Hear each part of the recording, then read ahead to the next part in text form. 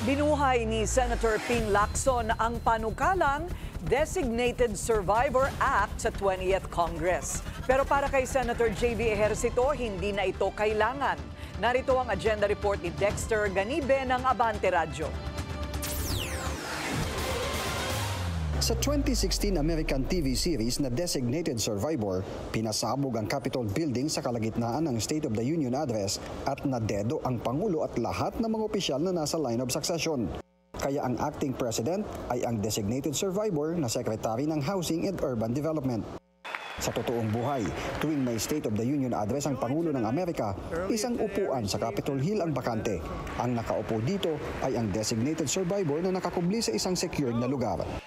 Dito hinalaw ni Senador Panfilo Lacson ang kanyang inihaing panukalang Presidential Succession Act. Pero hindi ito ang unang pagkakataon na ipinanukalan ni Senador Lacson ang madagdagan ang line of succession ng Pangulo ng Pilipinas. Dahil noong 2019, inihain na niya sa 18th Congress ang panukalang Designated Survivor Act. Pero ang pananaw ni Senate Deputy Majority Leader J.V. Ejercito, parang napanood ko na yan kaya lang na lahat na wipe out. So kailangan may designated survivor, pero that will be a far-fetched eventuality na talagang halos lahat mawawala, no? May line of, I think we already have a line of succession. With the political situation ngayon, parang imposible na magsama ang presidente at vice presidente sa isang lugar. Sa panukalang Presidential Succession Act ni Senador Lacson, bukod sa Vice Presidente, Senate President at House Speaker na siyang nakasaad sa 1987 Constitution line of succession, ipinanukala niya ang mga sumusunod. Una ay ang pinaka-senior na senator base sa tagal ng serbisyo sa Senado. Pangalawa ay ang pinaka-senior na miyembro ng Kamara base sa tagal ng serbisyo sa Kamara.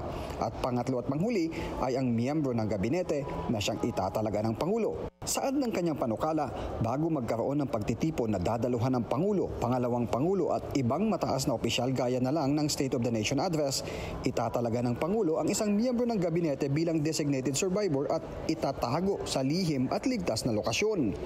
Babantayan ng designated survivor ng Presidential Security Command at magiging acting president sa oras na magkaroon ng extraordinary circumstance na magresulta ng pagkasawi o permanent disability ng presidente at ng mga opisyal na nasa line of succession.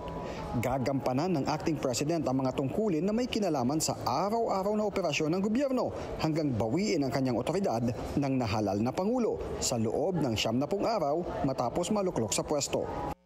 We can take a look on that. Kaya nga magkakaroon tayo ng hearing, then pag-aaralan po natin. But that's worth exploring para nga in extraordinary situation, kung talagang mangyari in the event, talagang maubos yung line of succession.